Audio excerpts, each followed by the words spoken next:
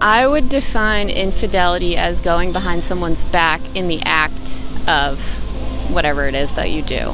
I think it's a lack of communication around those desires and then acting on that. Infidelity would mean like doing something that the other person doesn't know about, and I think that like implies lying. And I think that like in a relationship, for it to be a good relationship, there shouldn't be any infidelity, and I think that is possible if it's not working out monogamously. Like you can still be faithful to one another, like in terms of trust. Yeah, I would agree with that. I personally think more than physical stuff, I think it's emotional. Like I think that I would be okay if you're like, oh, you know, I made out with someone at a party, I was drunk, whatever, rather than, oh, I'm actually falling in love with somebody else. That would be way worse to me than anything physical, truly.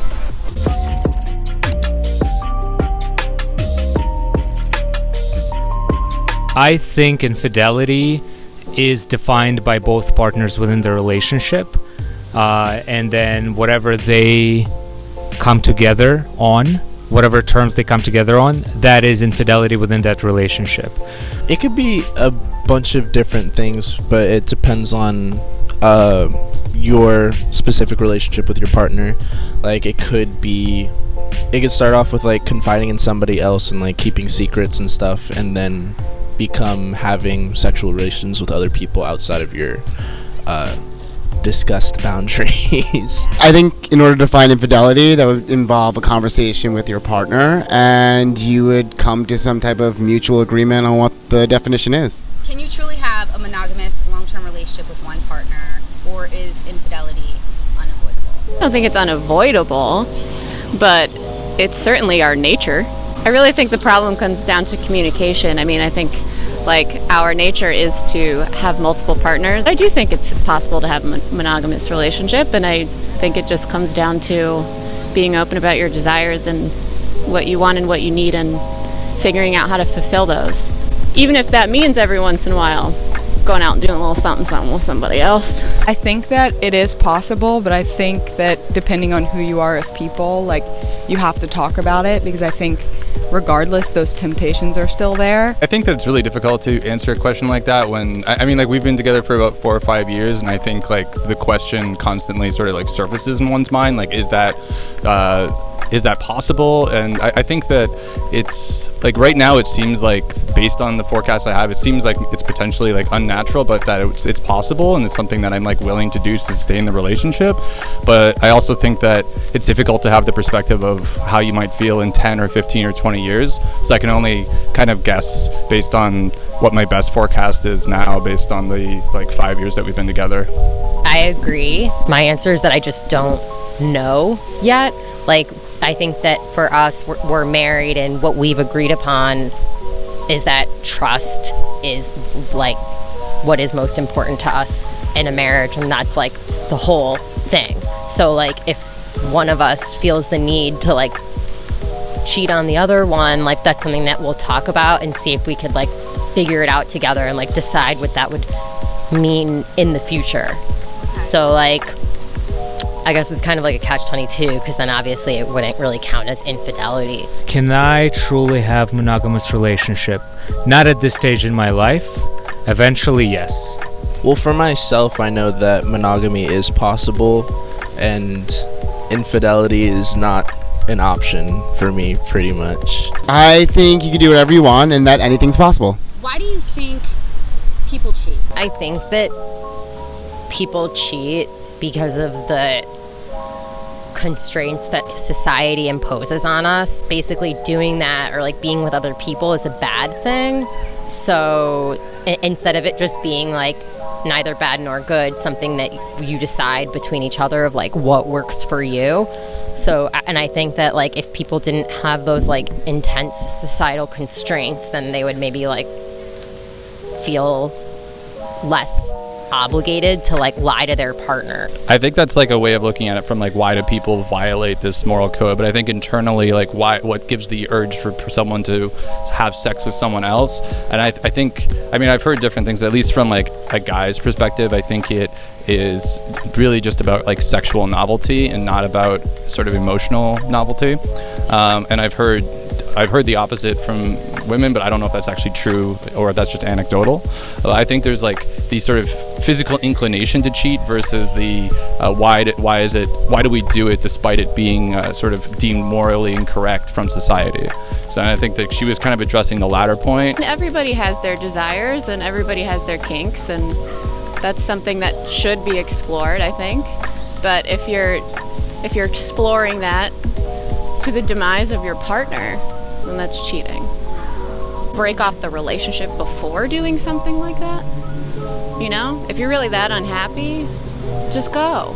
You can love that person, but you feel attracted to someone else. I think it's more the emotional part going behind the person that you love that will be considered cheating. The temptation is there. Especially in New York. I think for men specifically, a huge need is variety within sexual relationships. It has been for hundreds of thousands of years. It could be a bunch of different things, like they aren't satisfied in their relationship. They don't have yeah, I don't know. It's like case by case. There's like endless reasons why people would cheat, right? Like Give us just like a couple that you think. boredom, What else? insecurity. I fundamentally believe that cheating for men and women is very different, because men are not attached to women that they're cheating with nowhere near as much as vice versa. And the reason why is because women have much higher standards towards males. Therefore, if she does cheat, it took a lot on her part to overcome that. Whereas for guys, a guy could have a perfect wife, Megan Fox or whoever it might be, and they could cheat with a woman that on paper is I don't want to say inferior, but less attractive, less desirable, personality-wise, nowhere near as good as his wife, yet he still cheats. And again, it's mostly because of sexual variety. He's not attached to that woman whatsoever, emotionally.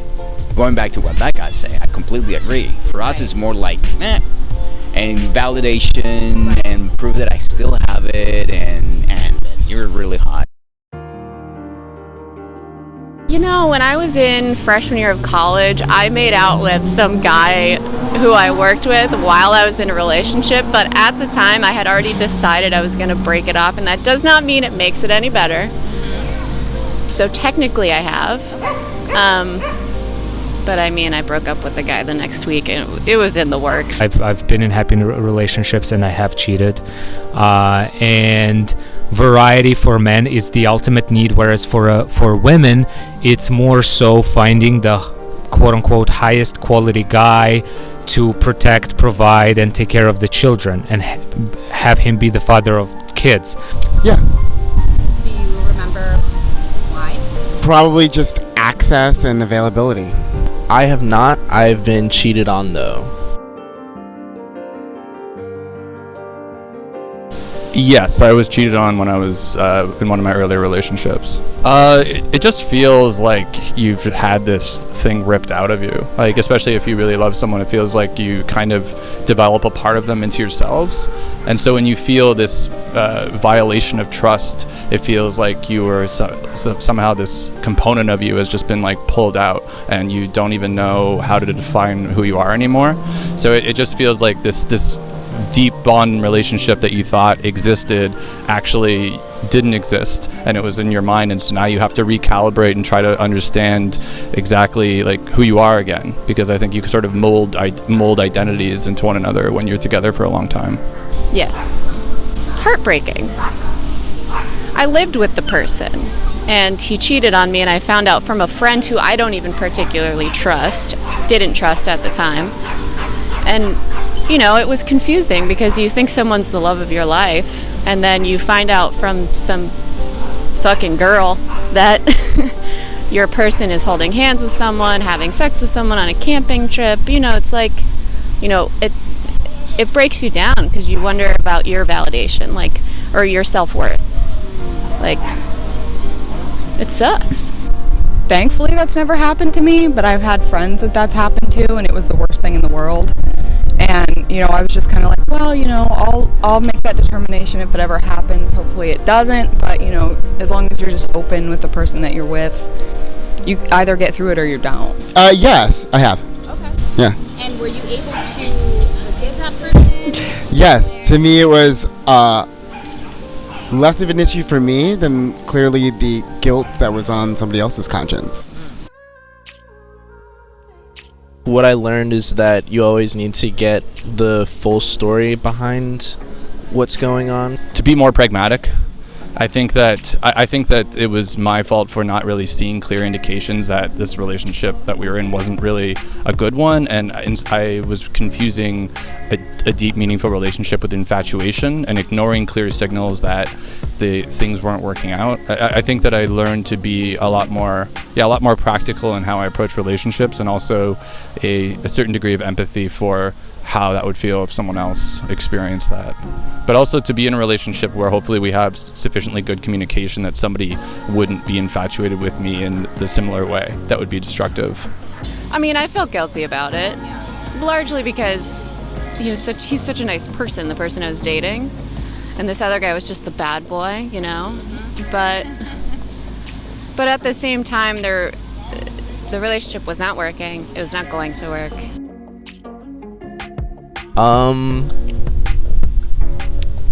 I think everybody has that fear, but when I see myself in a new relationship, that's not really what's at the forefront of my mind, and obviously it shouldn't be, because then that means that there's something wrong with the relationship. Being scared of being cheated on is not like, it's so much less than being scared of like having my trust broken, right? And that could be like anything. It could be like, I don't know, you've lied to me about your name or where you grew up, or like I don't even know who I'm dating. You could be a serial. Like, I don't know. They all like fall into the same bucket of trust. For me, it arises here and there, but I think that I believe that we have such good communication and respect for one another that it would become a conversation before it became an issue. And I think we've already had conversations where we felt that kind of thing was happening. So I guess I would be really surprised if it happened without having some like prior communication that made it really clear that there was a high chance of this happening. I think it's like something that I've like thought about, not in terms of like cheating, but in terms of like, what if, I think to a certain extent, no matter when it is, like people will like want to be with other people, like regardless of like the strength of that feeling. I think that like in the future, like if that did happen to me and I felt like that was something that I really wanted to do, then I feel like there's two ways to look at it. Either I'm not happy in my relationship and that's why I want to do that, which would mean that we should break up, which is just like, okay, that's the reality of the situation, and that would suck. I hope we don't break up. We're married, so I hope that we stay together. But at the end of the day, it's like my other opinion on like divorce is like divorce also is like this morally wrong thing in our society, but like I don't think it should be morally wrong. Like people are together for 5 or 10 years and that was a good relationship, it like went well for you during that time in your life, then it's a success even if it like ends.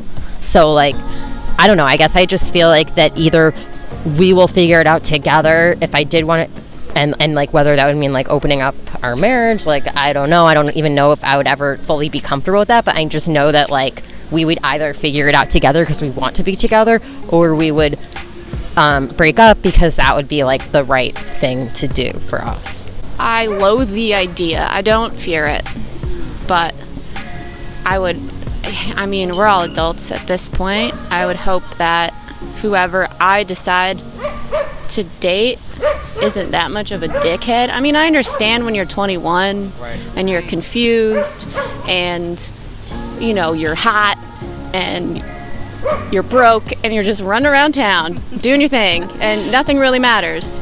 I understand that. I mean, cheating is inevitable a little bit, but now, like, in your 30s, you got responsibilities, just going on a date is hard for me. It just takes so much energy out of me. I can't imagine the people who would just suck up all that energy and then throw you away like you were trash, you know? I don't, because we've talked about it so many times, and it's not that taboo thing of like, oh my God, this is like the end all be all, that I think that took the fear away, because that's it. I mean, what, cheating or like the other person snaps and like murders the other one, but like what else ends a relationship? It's cheating. Like that's all we've ever been shown, is like, if that happens, you must end everything. Based on my lived experience, I feel like relationships fail because of lack of communication and trust, at least based on my own experience. So I think being really honest about what you feel and like what you know, how you define things is important to like sustain a long-term relationship. I don't think couples communicate properly. I don't think people get married without discussing how much sex they want to have, or like the expectancy. For example, when you get into marriage, it's one of the most significant things you could do within your life. And there is barely any, if any, communication about how many times do you want to have sex throughout the week. What are the basic things you expect from me? What is my role? What is your role? So communication lacks in that department. I think trust. But like, doesn't trust permeate like all these things? Like, you know, like physical, mental, emotional. Like, I think for me, probably the biggest thing, the biggest foundational point would be trust. Trust and companionship. If you are intimate with another person behind my back, then I can't trust you or see you as my companion anymore. So that kind of breaks the whole entire building down.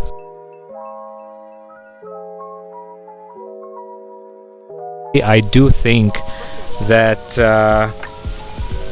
definition of infidelity has to be changed, and people have to negotiate sex. People have to negotiate desire. People have to negotiate what they want out of relationship sexually, and if they can't get it from one person, so be it. Just be more flexible. Figure out what are the main things you want to get out of marriage. Doesn't have to be everything. Doesn't have to be sex. Doesn't have to be exclusive sex, etc. Just rethink your relationship and figure out what is the most important thing you want out of the relationship.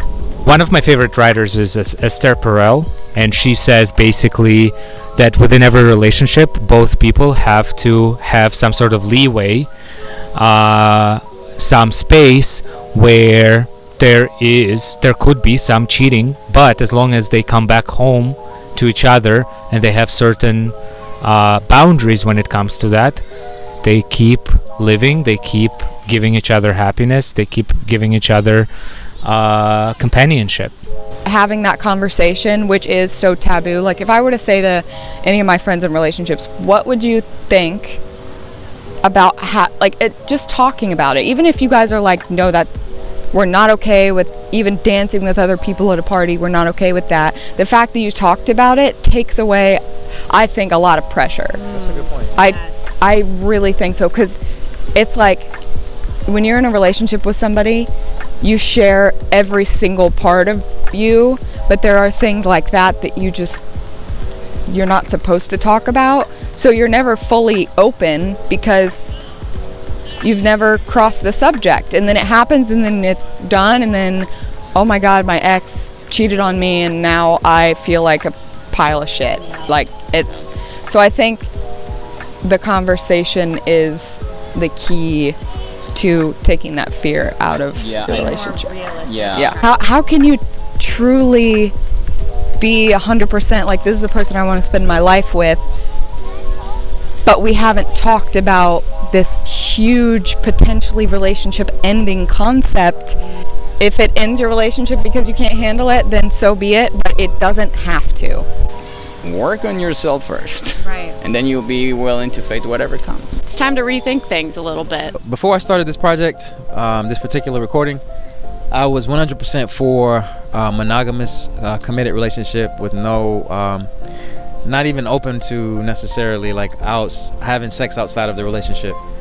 And I would say that, to some degree, I still definitely have some reservations about that, just because of my upbringing and because of my own personal morals. But I will also say that doing this project helped me to become a little bit more open-minded about the topic.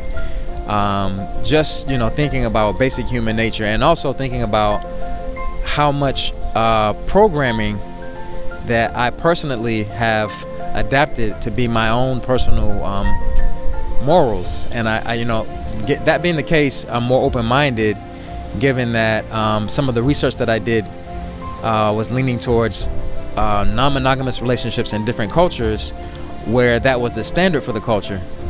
And I guess doing this project helped me to see that there's more than one way to look at it. And even though I've had that monogamous committed relationship programming deeply embedded in me since I was a child, I feel like doing this project, it definitely helped me to open my mind a little bit more.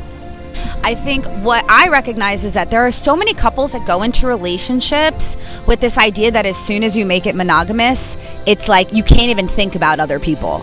And like the moment you do, it's a betrayal. And then forget it. Like if you actually step out because you guys aren't being open from the jump about the realities of being a human being, regardless if you're a male or a female. I'm so sick of people being like, all males cheat, honey, women cheat too. Women are cheating. So are men. And those women that are cheating and those men that are cheating, they are not cheating for one reason. They're cheating for many reasons. And I can guarantee you that a big part of that is that you guys are not communicating. Is that you guys are refraining from having the conversations about desire, about temptation, about what happens when, options are around, right? Do we just pretend that it's not there and we sweep it under the rug? If you do that in relationships, and based off of a lot of the interviews that we did, if you do that in relationships, you're setting yourself up for failure. I think that we need to change the conversation around infidelity and cheating. And I think that we need to soften the blow that, people experience if they do step out. And I think that we need to start reinforcing communication and trust and love, rather than this ideal of like a perfect marriage where nobody wants anybody but the person that they're with. Because I think it's unrealistic. And I think it's the reason why so many relationships fail. And I think it's the reason why there is so much heartbreak. It all comes back to you, what you want, knowing your worth, and having those conversations early on so that you both are on the same page. And if you're not willing to have those conversations, then maybe you should ask yourself if this is really a relationship you want to be in. Thanks for watching.